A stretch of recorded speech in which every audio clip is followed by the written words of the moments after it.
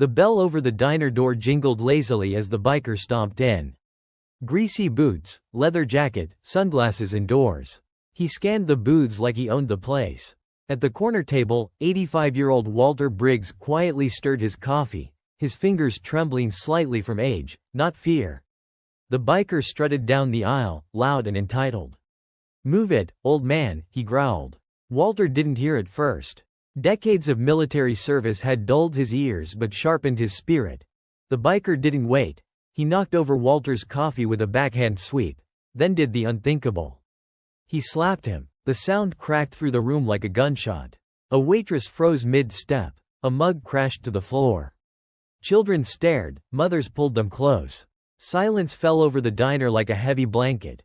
Walter staggered slightly, catching himself on the edge of the table. His cheek turned red, the imprint of the biker's hand clear as day. But he didn't retaliate. He didn't curse. Slowly, he picked up his cap from the seat beside him, dusted it off, and placed it back on his head with calm dignity. The biker chuckled, muttering, "Washed-up relic." His buddies snickered. The tension in the air was electric, but no one moved. No one stood up. Fear choked the room. Walter took a breath and looked out the window. No words, no anger. But just beneath the stillness, something stirred. Because 30 minutes ago, Walter had sent a text. A tradition every Sunday. Same table. Coffee's ready. It was a simple message. But the man who received it was anything but. And he wasn't coming alone. Walter Briggs didn't live for much anymore. He'd buried his wife 6 years ago. The house was quiet now, filled only with ticking clocks and fading photographs. But every Sunday at 9 a.m. sharp, he walked 2 blocks to Rosie's diner, sat at the corner booth, and ordered the same thing.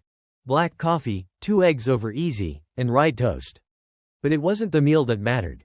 It was the meeting. Because every Sunday, without fail, his son showed up.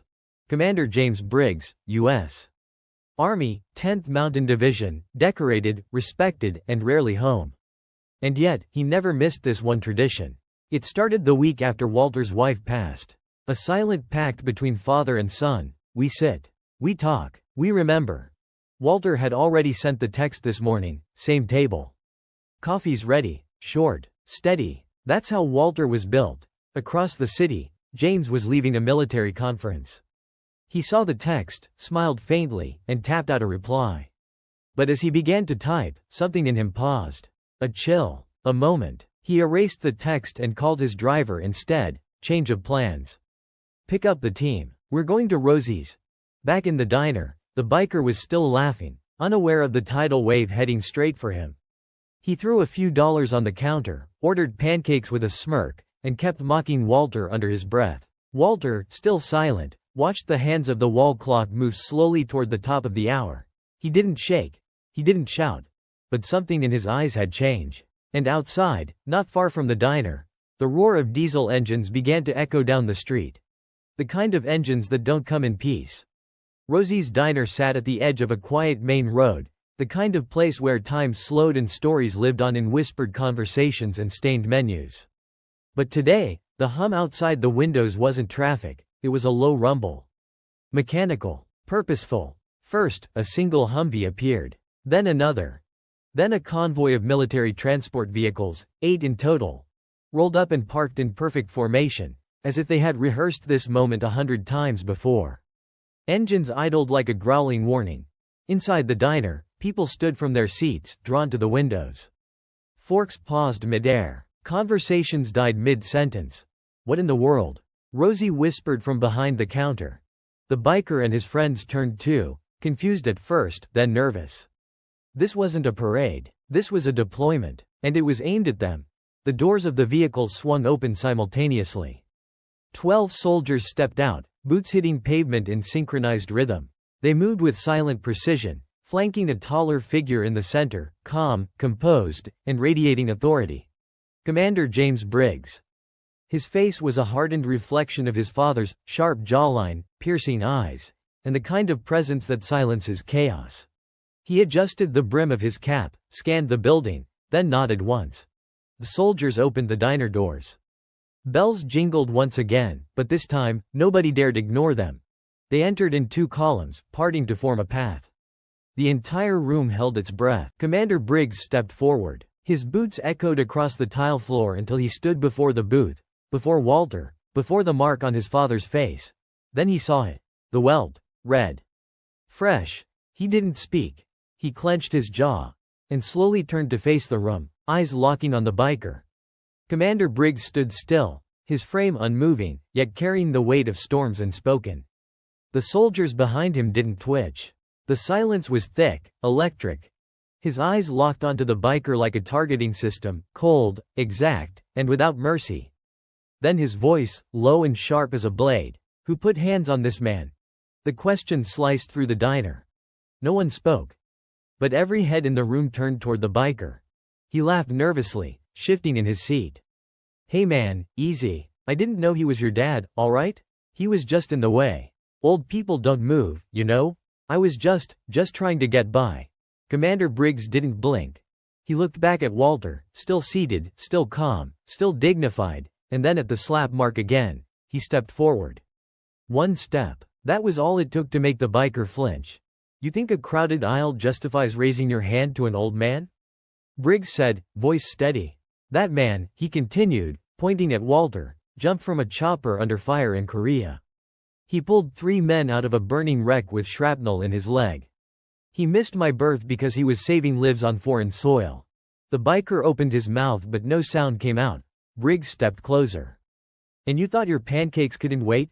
The biker took a step back, bumping into a table. "Look, man, I didn't mean anything. It wasn't personal." Commander Briggs narrowed his eyes. "It is now." He raised his hand, not to strike, but to snap his fingers. Instantly, one of the soldiers stepped forward with silent precision, holding a fresh cup of coffee. Commander Briggs took it and placed it gently in front of his father. "Dad," he said softly, "I brought the team." Walter looked up with a faint smile. "You always do." The biker's confidence drained from his face like color from a photograph. His swagger was gone, his smirk dead. He stood surrounded, not just by trained soldiers, but by something even heavier. Truth. Walter didn't rise in anger. He didn't puff his chest or raise his voice. Instead, he stood slowly, his movements deliberate, every joint announcing 8.5 decades of hard-earned life. The diner watched, spellbound. Walter adjusted his cap again, straightened his back with quiet pride, and stepped toward the biker, each step calm, each step controlled. He stopped just inches away. The biker refused to make eye contact. Walter's voice was low but unshakable. "I fought for your right to act like a fool." The words landed heavier than any fist. "But I also earned the right to call you one." The biker's eyes dropped to the floor. Walter didn't stop there. "I've seen boys die with courage you wouldn't recognize in a mirror. I've seen enemies show more respect in war zones than you did in this peaceful place." Every patron in the diner hung on his every word. "But here's the thing about life," Walter continued, his tone softening slightly. "Every sunrise gives you a new chance. A second chance. Don't waste it being weak and loud. Strength," he tapped his chest gently, "starts in here. And it doesn't need to shout." The biker's hands dropped to his sides, his voice a faint whisper. "I didn't know." Walter nodded once. "Now you do." Without another word, he turned and walked back to his booth. The soldiers stepped aside in perfect harmony, forming a path like an honor guard. Commander Briggs followed his father and took the seat across from him. Their weekly ritual, undisturbed at last. But this Sunday, the message echoed further than usual. Walter sat back down in the booth, carefully lifting the fresh cup of coffee handed to him. His fingers trembled slightly, not from age but from restraint.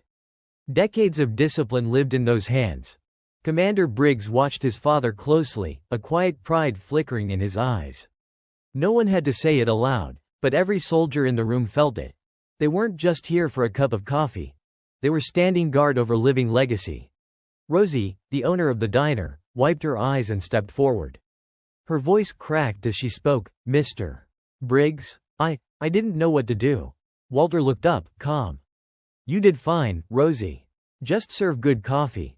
The crowd was still frozen, the moment weighing on them like history made flesh. Then, quietly, the waitress who had dropped her tray earlier stepped toward Walter. She placed her hand on his shoulder and whispered, "Thank you for everything." It was a small gesture, But it broke the silence.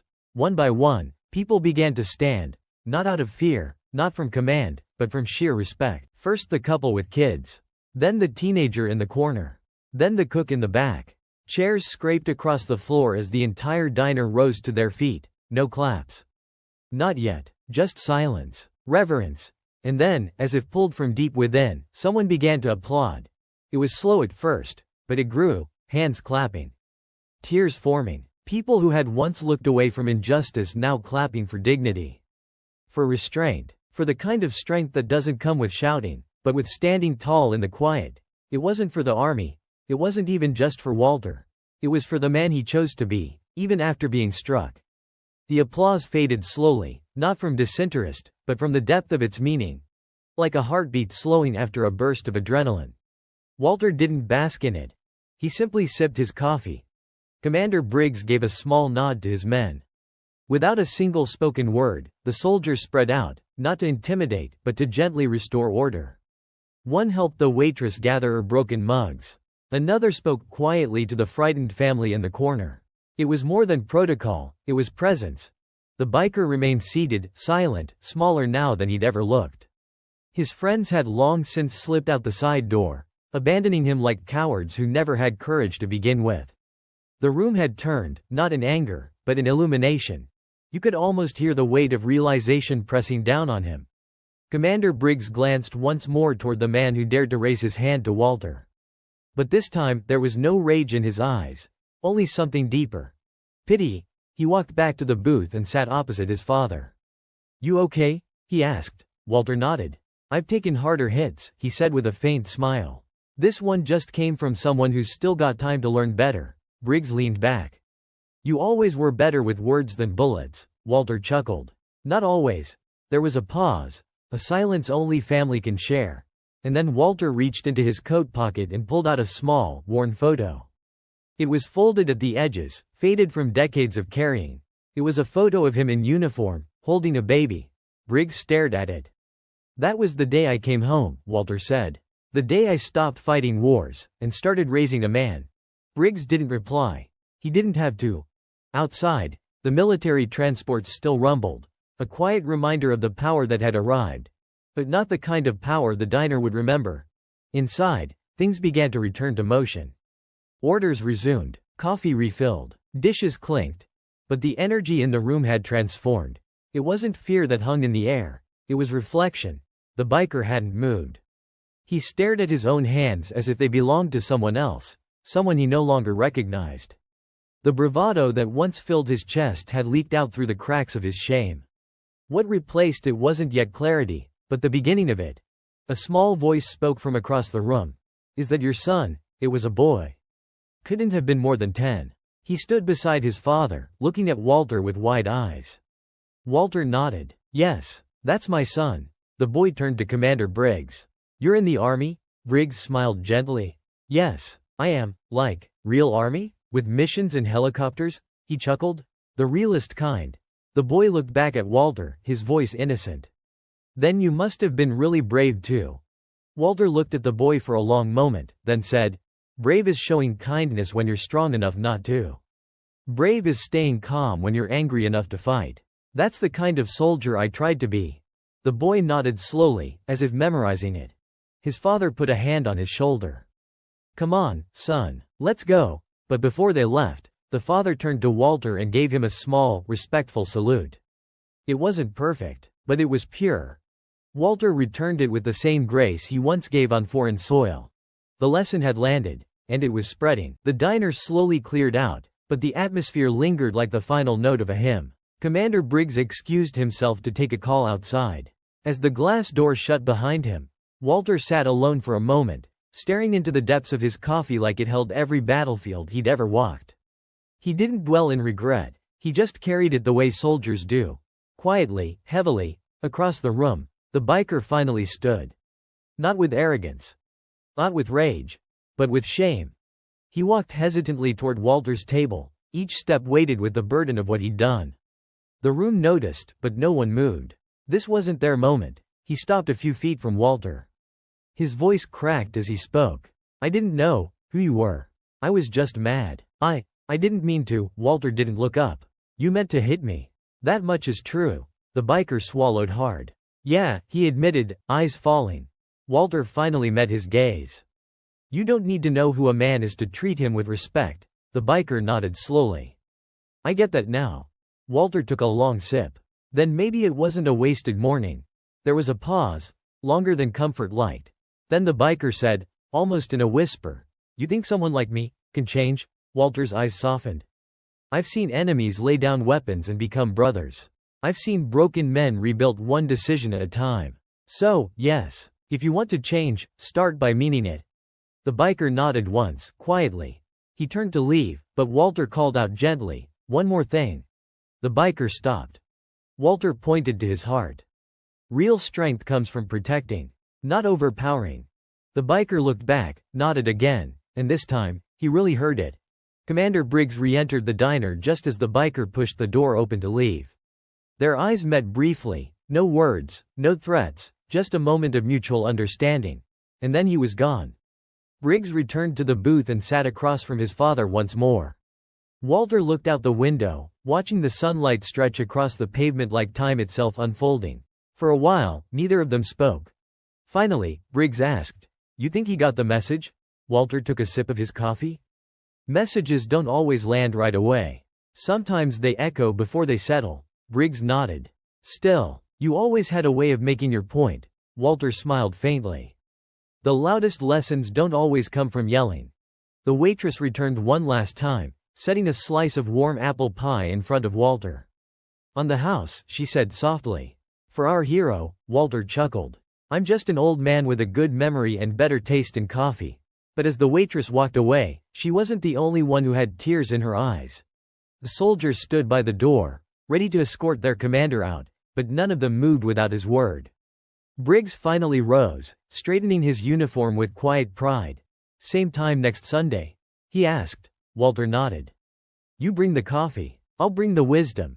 They both laughed, softly, but freely. As Briggs exited, he gave his father a final look. Not the look of a soldier to a veteran, but of a son to the man who had taught him everything without ever raising his voice.